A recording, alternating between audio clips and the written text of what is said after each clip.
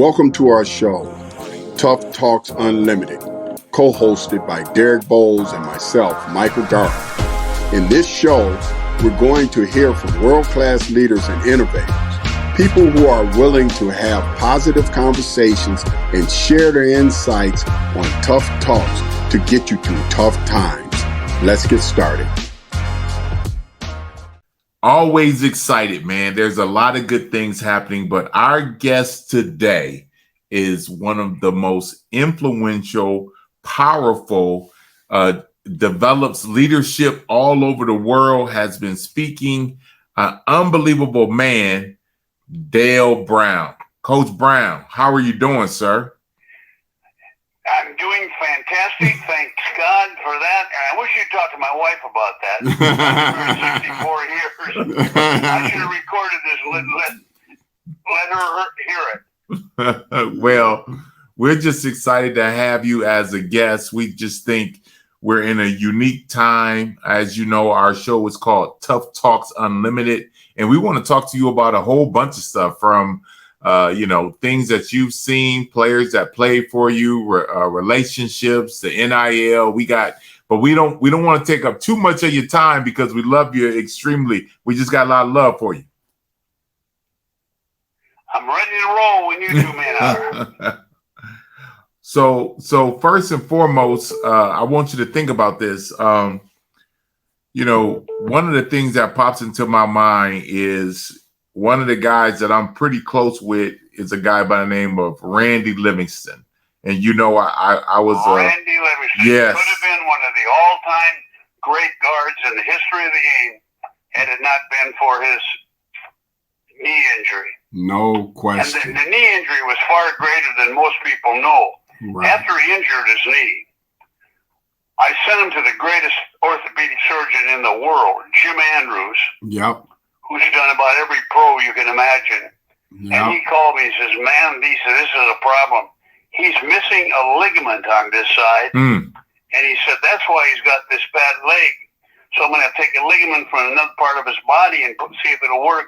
Well, it worked, but he never was the same after that. Right. Wow, Coach. We had an opportunity, Coach, about a month ago to actually do a show with Randy, and I asked him a question about just how did he go about, getting through what I viewed as a tragedy, but he didn't, and he's, he doesn't harbor any anger or anything, and for a great athlete like that. And I'm so glad you said that he could have been one of the best in the game. I had told Derrick that. Yep. And I've told a lot of young people that this guy was one of the greatest guys in the game. And boy, just for him to go on with his life and do the impactful things that he's doing right now, it's it just took a lot of courage and inflection to me to be able to get through that. Can you tell us a little bit about that? What you're talking about, Randy reminds me of this. He, first of all, he could do it all, and everybody in the country wanted him, but he had no vanity whatsoever. And I think what he was able to do, Bob Richards, the great pole vaulter and decathlon champion, was a friend of mine and a great public speaker. Right. And I went to his ranch when I first got this job early. I wanted to learn from the best, John Wooden. Right. You name it. You go down the line, I went to visit with him. Norman Vincent Peale, Bob Richards. And talking to Bob Richards said, when I left, I said, well, success. How have you been so successful? You won the decathlon. You broke the record in the pole vault, world record. How did you do it?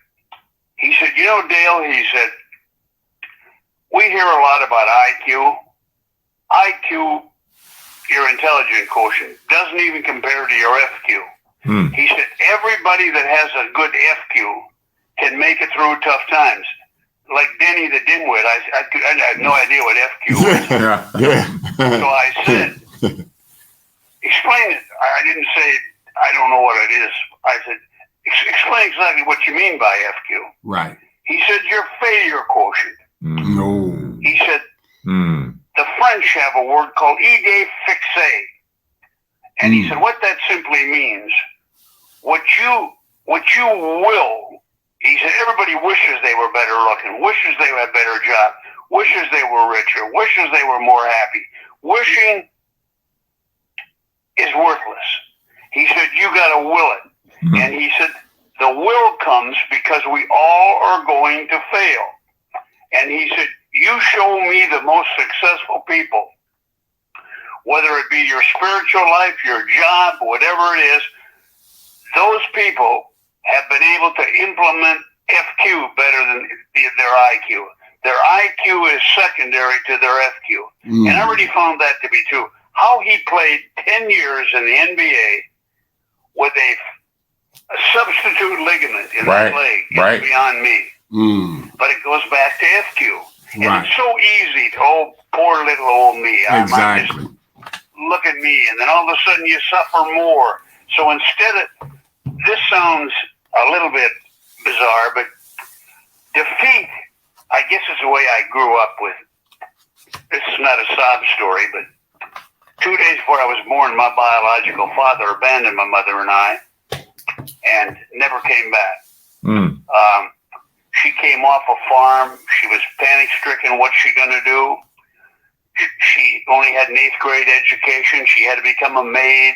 She had to babysit for people. She had to go on welfare for $42.50 a month. But what my mother had was a phenomenal, it was hard to explain. It was almost an aura about her. She never was angry. She never felt sorry for herself. With nothing that she had. And my mother lived the kind of life. Edgar Guest is my favorite poet, and my mother was like John Wooden. She didn't have to tell me, talk's cheap. I watched her do things. Edgar Guest said, and this was my mother perfectly, Edgar Guest said, I'd rather see a lesson than to hear one any day. I'd rather you walk with me than to merely show the way. The eye's a better teacher and more willing than the ear. And the counsel you are giving may be very fine and true, but I'd rather get my examples by observing what you do. Let me give you an analogy of that. She came home in the middle of the winter. Now in North Dakota, and this is not embellished, it was often 35 below zero. Wow. Freezing cold. Two brown paper sacks. She bought groceries. She set them on the table, and she'd take the potatoes out. She'd take the milk out. She'd take the beans out. Very seldom did we could afford meat. And so after she crossed them all off, I saw her go back to the closet and get her coat. And she said, I'll be right back, son. I said, where are you going, Mama? She came over and she had a quarter in her hand. She said, oh, the lady at the grocery store gave me a quarter too much. I got to take it back to her. Wow. So talk is cheap. Right. So I watched my mother. And that, what Edgar Guest said, I'd rather see a lesson than to hear one any day. I'd rather you walk with me than to merely show the way. And we don't have very many good examples. Our political arena right now in America is horrendous. The crime is horrendous.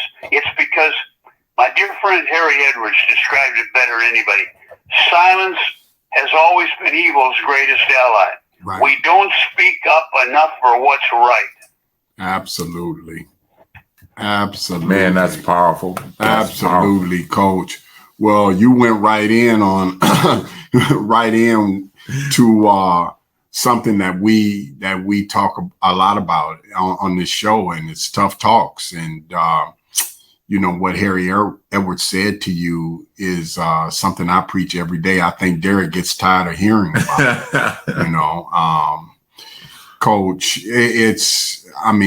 our society right now, no one wants to speak up for what's right for fear that they're going to be bullied on on Instagram or on the computer. Right. And Coach, I just can't, and I'm sure you feel the same way. I can't get past that. How somebody's gonna bully me by saying some words. Coach, I don't get it, because I grew up where they really bullied you, where they took your shoes, took your money, thump you upside the head. Mm-hmm. So, this new bullying, I don't get it. And it's just a shame, and it's hurting us. It really is. It's hurting our society. Absolutely. Well, let me give you what you just said, how accurate you are. Leonardo da Vinci is considered by many maybe the greatest mind in the history of the world.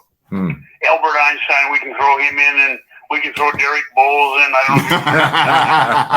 He's in there too. He thinks he's in there. But Leonardo da Vinci, I remember years ago, it just struck me. He had and again, only one sentence. It wasn't long. Those who do not speak out against evil command it to be done. And let's go back to Birmingham, Alabama, Selma, Alabama. Look how few people really spoke out. Right. That horrendous racism, bigotry, and the Ku Klux Klan. And my wife and I, we did a lot of travel, and we were in Europe, and we decided to go to Auschwitz, the largest concentration camp where they gassed and killed millions, incinerated them, the Jewish people. And we're going through the museum, and I had all kinds of emotions. I was crying. I was angry. I was frustrated. And about halfway through it, I said, "No, I can't take this anymore." I said, "I'm ready to punch the wall out or cry." I said, "I'll go outside and wait for you. You're always so impatient. Sure. Let's continue." "No, I'll meet you outside." It was a nice spring day. I'm walking down this little path near this museum where we're seeing all this terrible, horrendous stuff. And I was leaning up against a pole. Little did I know it was a railroad tie from the trains that they brought people in to gas them and kill them. And I felt something on the railroad tie. And I looked up. There was a little plaque. And that little plaque burned into my soul forever. I will stand up for what's wrong no matter what. You're not going to intimidate me. You're not going to scare me. You're not going to do anything. And it said the following: the road to Auschwitz was built by hatred, but it was paved with indifference and apathy. So we've got to speak up. Yeah. Silence has always been evil's greatest ally, as my dear friend Dr. Harry Edwards has said for years. And we got to have enough courage to do it. Right. Most people don't have the courage to do it. So then what happens? Nothing happens. Right. Man. And I don't know if you're familiar with Charles Krauthammer, the great. He was a great journalist. He was on TV for some time. No. I remember watching him one night, and he said something really is true. He's talking about being honest to yourself, and he says, "You're betraying your whole life if you don't say what you think." And it goes back. Man is loaded with goodness, but he's also loaded with silence and evil that distracts him from doing good. And when you look at life, man can do just about everything. Man can fly faster and higher than any bird in the history of the world. Man can dig deeper and longer into the earth than any burrowing creature in the history of the world. The only thing man hasn't learned to do yet is walk on earth like a man. Speak up. Wow. I mean, the last three elections, I didn't vote for either of the main candidates. I just went in and I don't belong to any party, but it's just, it's so sad to see. I've been in 90 countries. And every time I came back from a foreign country, I wanted to kneel on the ground say, God bless America. But the longer I was gone, and the more I saw our country deteriorate because of silence of good people, right, I then, besides God bless America, I wanted to say, wake up, America. Because there is no place like America, and we're letting it just slip away from us by slick little con artists, the politicians, those that are building. We don't need another politician. We need statesmen. Right. Politicians are good talkers, can talk their old boy. They can talk and talk and talk and talk and don't mean anything. Statesmen work for the people. Right. Politicians build pyramids for themselves. Statesmen build goodness for the country. And we don't have a lot of statesmen. That's powerful. Very, very, powerful. Coach. That's very. I've never heard that before. But you're absolutely right. We don't need any politicians. You know, statesmen, people who are who actually want to make America a better place, and for all people. And well, we got some people right now that are absolutely trying to do things to, first of all, silence the voices of good people. Right. And then second of all, trying to take away rights that have been fought for, died for, bled for. And I just, wow. It angers me too, Coach. It angers me. Derrick will tell you, it's everyday thing with me. Every day, Coach, Absolutely. I see something, and it just angers me. It just, wow. There's a famous Danish philosopher, Søren Kierkegaard, and I was reading one of the books, and he said in there are two ways to be fooled. One is to believe what isn't truth. The other is to refuse to believe what is true. Right, right. And that's what's going on now. Right, Absolutely. Right. I went to Washington, D.C. North Dakota wanted me to run for U.S. Senate. Said if I do it, I'm a cinch because blah, blah, blah, blah, blah, and I get the support. And I went back there. I never got so disappointed in my life to see how the things were going. And Ronald Reagan, years ago, I remember, he didn't say it as a joke. He said, politics is supposed to be the second oldest profession. I have now begun to believe it's getting very close to the first profession. And you know what the first profession was, don't you? Yeah, I sure do. Prostitution. Prostitution. Wow. Yeah. Wow. And it's a shame because all the things we could do and the power that we have, and I keep on there, what can little old me do? That's a cop-out. Little old you can do a lot. Yes, you can. So I'm not charging for this speech, by the way. But boy, you giving us some takeaways that I'll never forget. Coach, I mean, I could just sit here and listen to you talk. You know, you're a little older than me, but you know, I was born in 1954, so I came up. Oh, a little older than you. Shoot, I'm 2 decades older than you. Yeah, I know, but man, you know, I was part. I'm heading towards Methuselah's record. He lived to be 969. Let's hope you do, Coach. Let's hope you do. You know, something else I'd like to inject too. My mother, who, my golly, if there is such a thing as a saint, she was a saint. She never once ever talked bad about the man that left us, or she never drank or smoked or ever did anything, dated or anything like that. One night she came home from babysitting, and this little one-room apartment above a bar and a hardware store. I never slept in a bed for 21 years. She had a little bed that pulled out in the wall, and I had a little sofa I could touch her head at night. We had for years share a toilet and a bathroom with other people on the same floor in the apartment house. But this one night she came home, and This was a big deal. She made cinnamon toast, hot chocolate for us, hot cocoa. Mm. And we sat down, and she said, son, I've got something to tell you, and I'm embarrassed to tell you this. And I thought, my mother embarrassed to tell me this? She's almost saintly. And she said, I just don't want you to make the same mistake that I made. I want you to listen up to what I have to say.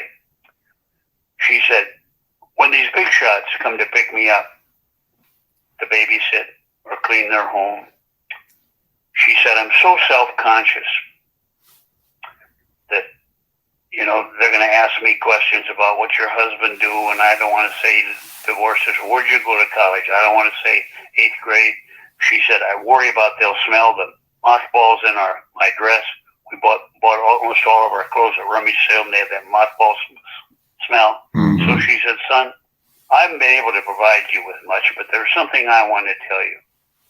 She said, don't do what I do.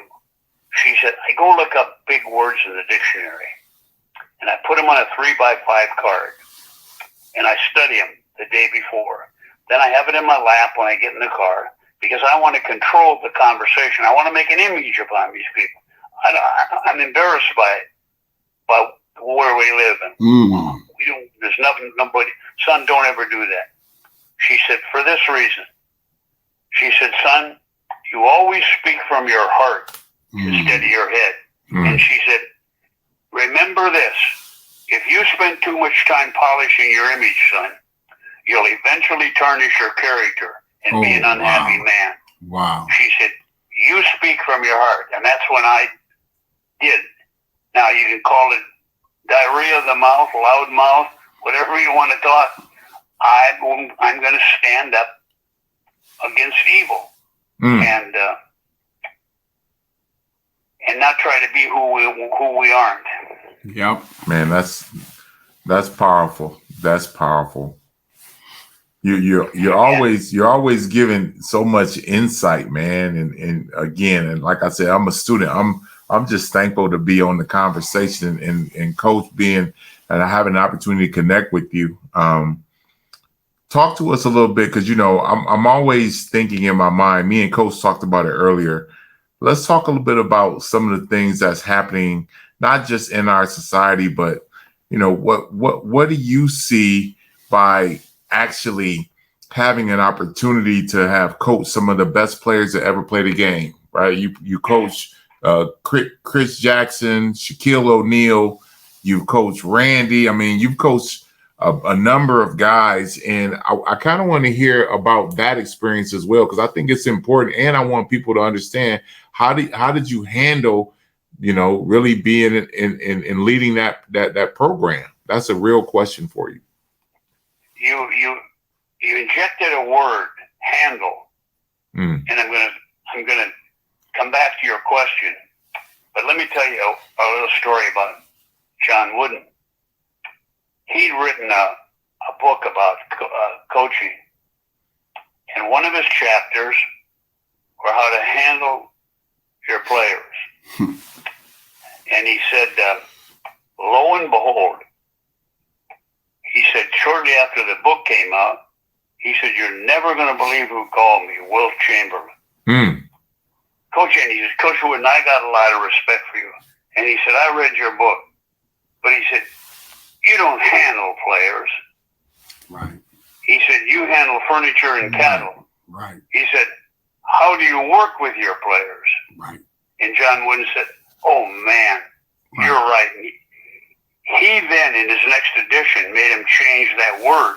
Right. And I learned from what Coach Wooden said, not having a father, thank God I had basketball to go to, but I don't ever remember the coach ever putting his arm around me. And I'm not sob story now or being trying to be mean about my high school coach, but I don't ever remember him putting his arm around me, ever telling me I could be something.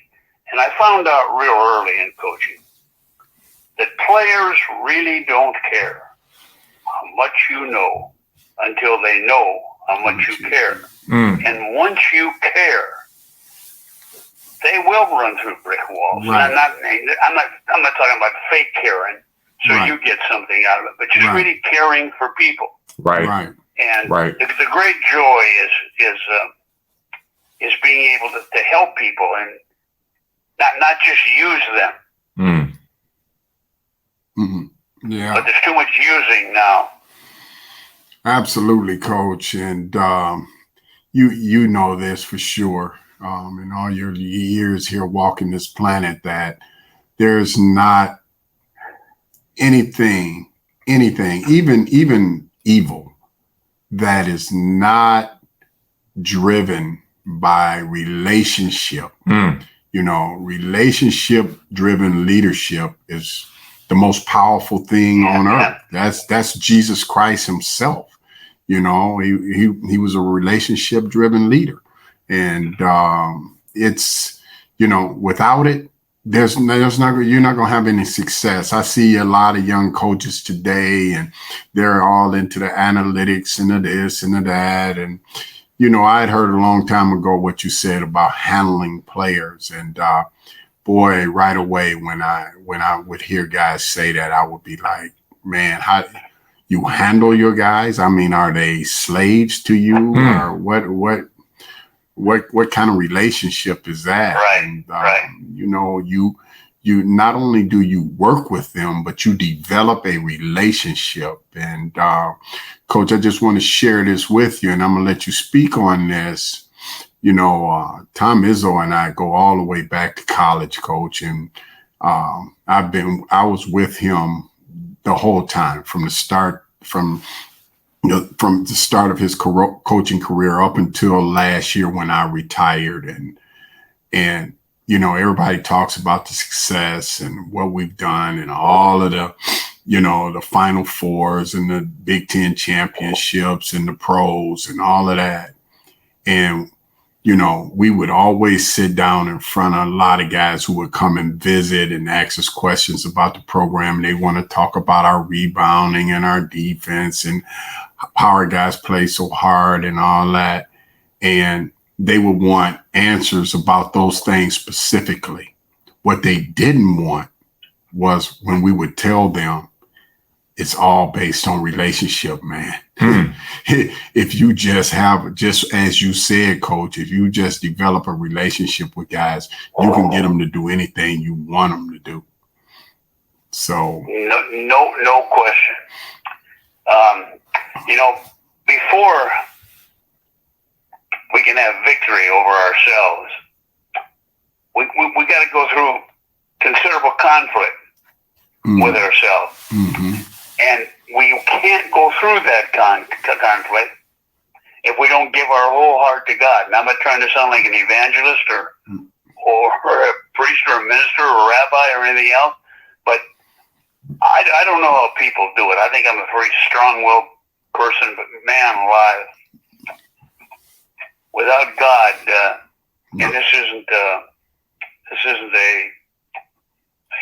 Christian or a Jewish or a Mormon speech here, but I don't know how you can do it without it. Right.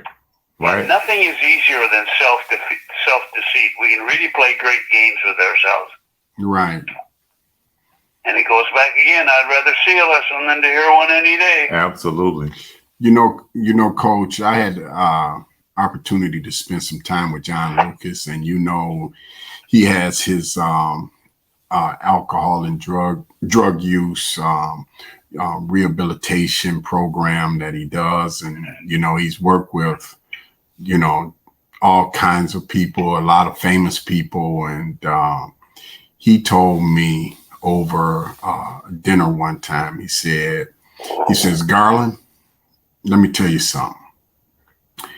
He said, I was there. And he said, that's what made me decide that I wanted to help people that were, you know, that are, you know, drug addicted or alcohol addicted or whatever, sex addicted. He deals with it all, mental, with mental health issues. But he said one thing. He said, when you combine them all together, you will not get through it if you do not believe in a higher power. Right. It's impossible. Right. And he said, people come here and I try to get that through to them.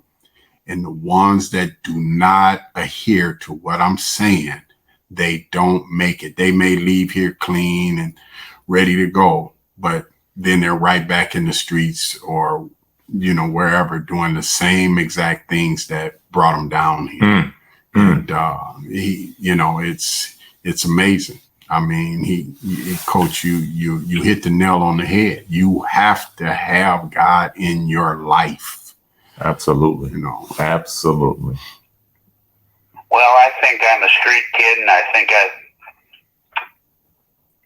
I've been on the other side, and I think, and I don't say this to be an evangelist or anything, but I'm a pretty hard-nosed guy. Right. I couldn't live one day without God, not one day. As flawed as I am, and I think I'm pretty tough, but I don't think I can live one day without God. Yeah. And nothing's as beneficial as true knowledge of yourself. And once you get that, you recognize that anything's possible. Right. Absolutely. The impossible, I always told the team this. The impossible is what nobody can do until somebody does it. Right. And that somebody can be you. Right. Absolutely. Right. Absolutely. And in our whole life, really, when you come right down to it, it's a process of self-discovery. Right. And until you can do that and really look at yourself, when you get what you want, you heard the man in the glass. When you get what you want, the man in the glass. Have you ever heard that? Yes. In struggle for self, I always think of that. I'm shaving or brushing my teeth, and I look in the mirror some days, and I'll say that little poem. The man in the glass. When you get what you want and struggle for self, and the world makes you king for a day, just go to the mirror and look at yourself. Right. See what that man has to say. Right. It isn't your mother, your father, your sweetheart, or boss whose judgment upon you must pass. The person who counts most in your life is the one staring back from the glass. Oh, yeah, you may get pats on the back as you pass, but your final reward will be heartache and tears if you cheated the man in the glass. And I've actually done that. I'll do it regularly. I'll look, am I a fake? Am I trying to impress somebody? Am I trying to do God's work? Right. And not trying to be evangelistic by saying this. But until you do that, there's the first and worst of all frauds is to cheat yourself. Yes. Yes, Coach. Yes, Coach. That's powerful. And, going back to what you say about godliness and having God in your life, I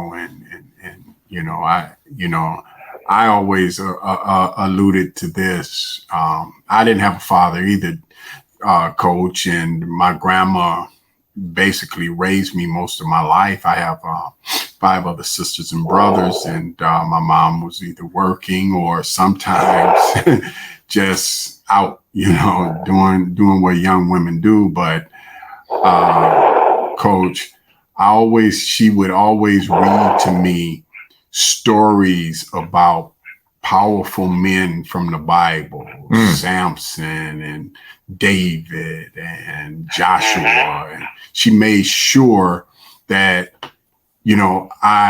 through the Bible and through scripture, I understood what it was what it is about to be a strong man of faith.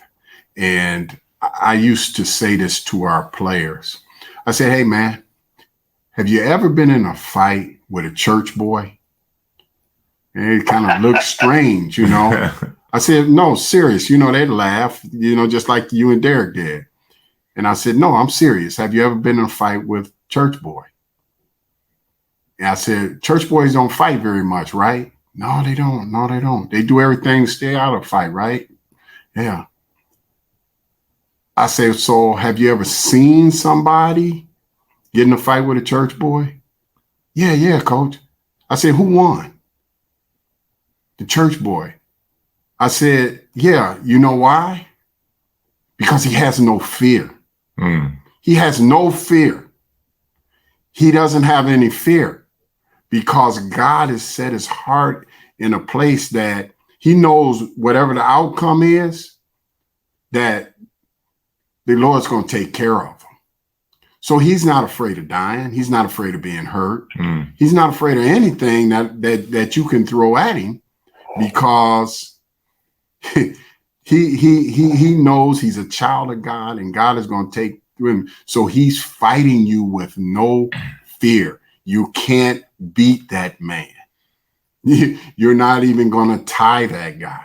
Right. And I tell you, it hits home with guys. I mean, Coach, you know, Reggie White was a great example of that when he played in the NFL. Yeah. You know, you see those highlights where they got the camera and got him mic'd up, and he'd be across from the toughest, biggest, strongest guys in the world, and he'd be down in that stance, and he'd say, "Hey, boy, in the name of Jesus, in the name of Jesus, I'm going to whoop that head."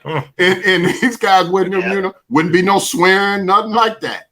But he was the toughest, roughest guy out there, because he had faith in the Father. Man, you know, and I'm gonna add to it, because I want to talk a little bit about your faith. You know, I remember, and you and I have been having conversations about this before. I remember when you had a stroke, Coach, and it was a big deal, and a lot of people were very concerned.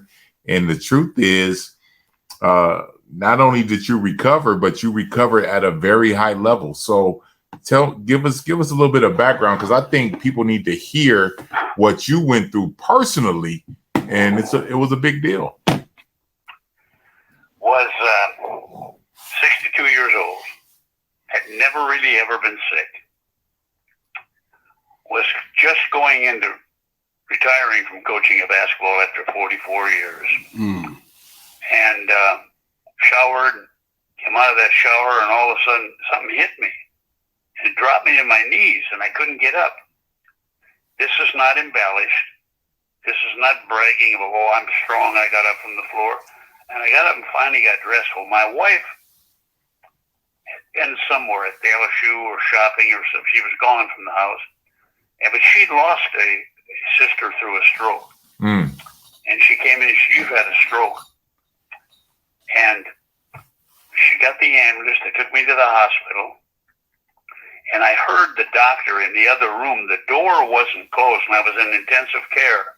And they had all these tubes stuck in me and what have you. And I could say I was delirious, but everybody already knows that without me getting a stroke. So anyway, I heard him say, "Mrs. Brown," he said, "his carotid arteries they're 95% blocked." And he said, "I'll be honest with you, I got to tell you, if I go in there now, I could lose them."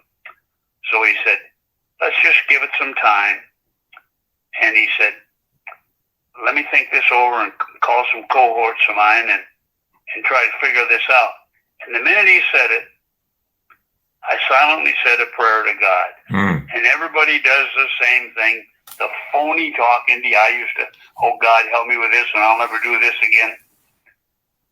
Give me 2 weeks and I'm doing the same thing again. So I just said to God, "God, whatever your will is," and I know people always tell you this, "Cure me and I'll do this and I'll do that." I said, whatever is best in your name, I said, I can accept. And I just prayed. 48 hours later, they came in with a machine and they were putting it on me and testing it. And I heard the guy say to the doctor, "I've never seen anything like this before." And so when he left the room, I said, "Doc, what's the deal?" He said, "Coach," he said, "I trained at Mayo Clinic," and he said, I called 2 of my professors at Mayo. And he said, "This is impossible. Your blood clots are all gone. You can leave now if you want." And like everything else, you know, we make promises. I'm going to be a better person. I guess it didn't take me 48 hours before I was doing this other things again. But I think that all of us without God live lives of illusion. We spend almost all our time trying to prove to other people that we're something other than what we really are. And humility comes powerfully into our lives when you finally just say, hey, and as big a sinner as I am, and hey, I don't know Oscar Wilde's quote, every saint has a past, every sinner has a future. I don't know anything about the sainthood, but I know a heck of a lot about the sinner. So, when God really does become part of your life, you can handle just about everything. Right, right. And John Wooden was the master of that. He was the master. Mm-hmm. Man, that's powerful. Very, very powerful, Coach. Wow. You know, as you were explaining that story, it came to my mind, when David had died and Solomon was appointed the king of Israel, and he went before God and asked the Lord to bless him. And the Lord said to him that I will grant you, because of your father David and our covenant, I will bless you with whatever you want. And, Solomon came and of course, I know you're a man of the Bible. I've read that many times. And he said, ask the Lord for wisdom so that he would be able to rightly rule the kingdom and shepherd his people. And the Lord came back and said, but because I'll grant you that wisdom, but because you didn't come to me and ask me for treasures, long life, or anything like that, he said, then now, because you asked me for wisdom, I will bless you with those other things. And because your prayer was so humble and you just put your hands in the hands of the Lord, you didn't ask for a healing. He gave you one because he knew what you was going through before it even happened. So, Coach, that was powerful Very story. powerful. Very powerful. I think some other things we do is we hide from others to a certain extent, like we're some Miss Purity or anything. I think, forget the X's and O's.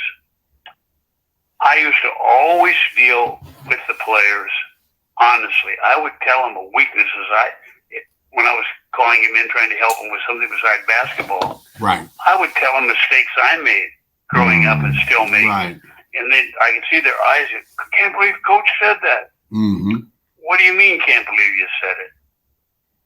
There's only been one perfect person who walked this earth, wasn't there? And that was it. So. Right. There you go. But I think just it's I don't know. I'm a street kid and etc. But I really couldn't live one day without God. And I mean, in October, Halloween, this coming Halloween, I'm going to be 88 years old. Every night I pray that tomorrow I can spend a perfect day. I haven't done that yet. I somehow managed to screw up something, lose my temper, say this, or have this thought. Right. And I thought, I'm not going to stop. My record, I don't have an undefeated record. Right. And even today now, in my prayers this morning, I said the same thing. I screw up every day, so don't think because you screw up, there's no chance for me, or if I told him that, he'd be shot. I used to tell kids mistakes I made. I didn't want them to make. And they kind of eyes open, Jiminy Christmas. Man. Wow, that's powerful, Coach. If you want someone to be open with you, you have to be open with them. Absolutely. And that's first and foremost.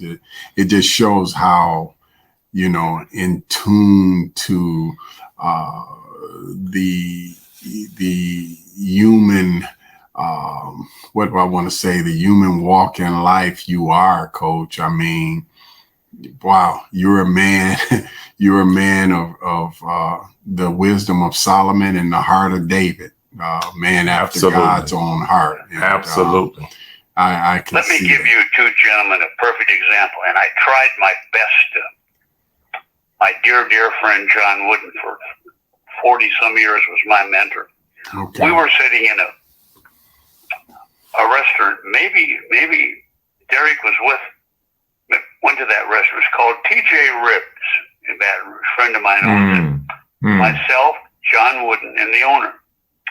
And there was a man standing off to the right. Looked like a 40-year-old guy, had a sport coat on. And he was just standing there away from our booth and started looking at us.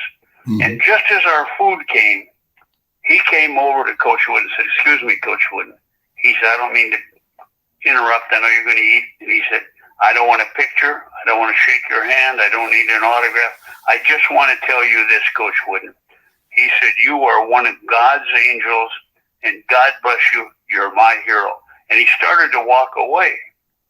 And Coach Wooden put down his ribs and, "Young man," calls him back, and, "What's your name, young man?" Whatever his name was. He said, "Well, you just made an old man feel real good," but he said, "You should know the truth about me."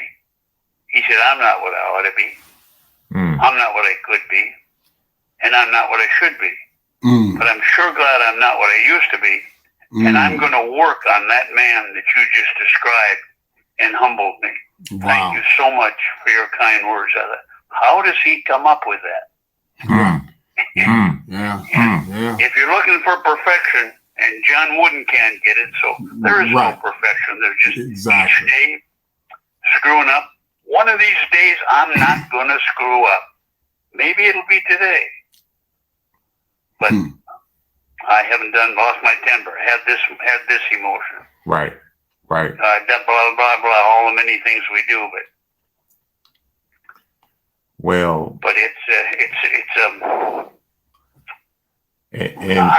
I think it's almost, again, and this is me. Before we can win the victory over ourselves, we got to go through a considerable conflict with ourselves. And we're never going to not have conflict unless we're able to give our whole heart to God. And that doesn't mean you have to be some phony evangelist, have a rosary in your hands, go to church every day. Just treat people right and try to do the correct thing. Right. And the only conquest that really does bring peace and happiness is conquest of ourselves. Right. There you go. Right. There you go. I haven't done that yet, but I'm going to. I'm going to try to, if I got to outlive Methuselah, who lived to be 969, I'm going to do it. And the other thing, we have to, the journey that we're on, the most interesting journey that a person can make is discovering himself. Yeah. Yes. Yeah. Not traveling to Europe, not going to the Bahamas, not finding something, just discovering yourself. And when you do that, you're on the right track. That's big. That's big. I gotta get on the track. Yeah. I gotta get on the track now. Coach, before you leave the show, I want to ask you a question. What, in your mind, Coach, what makes a champion?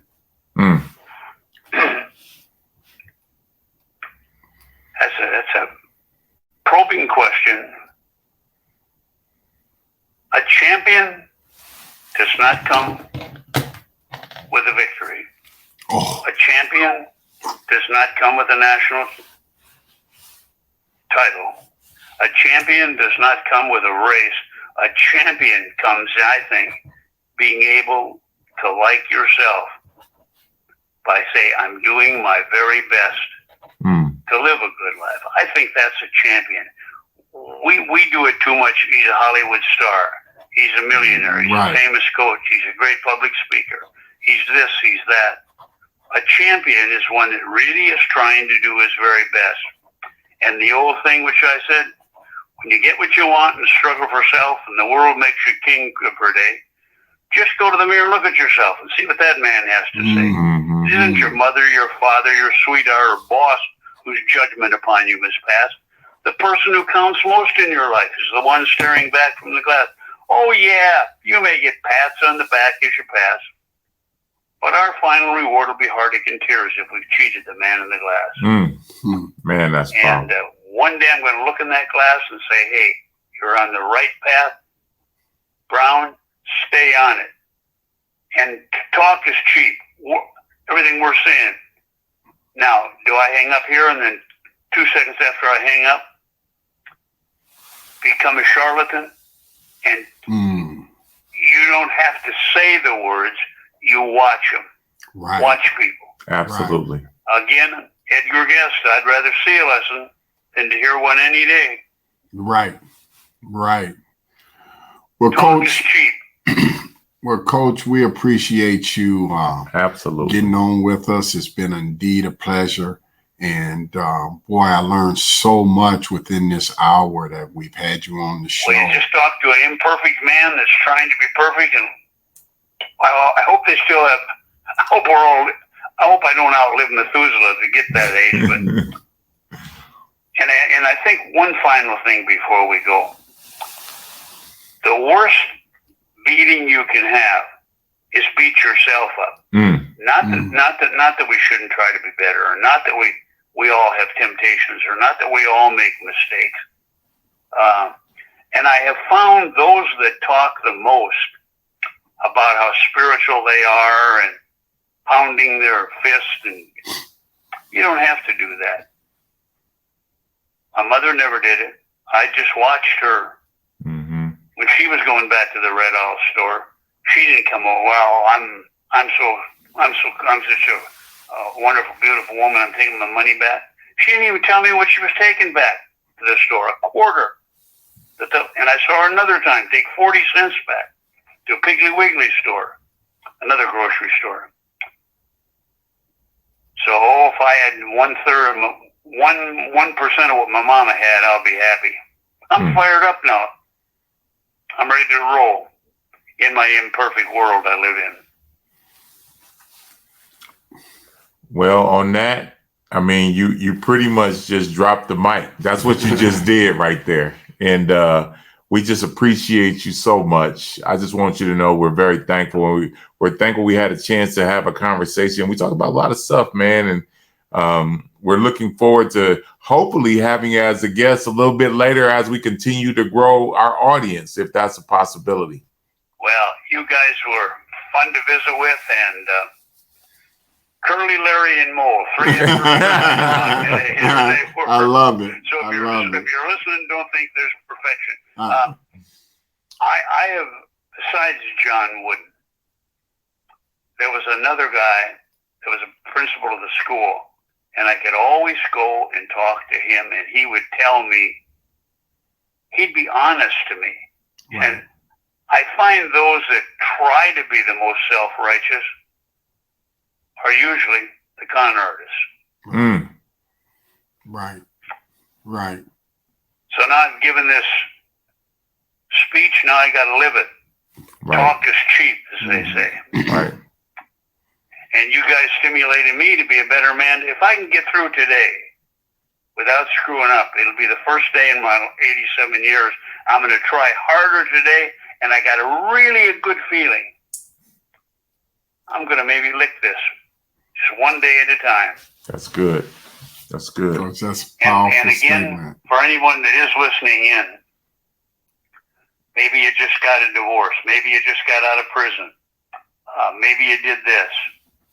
But just remember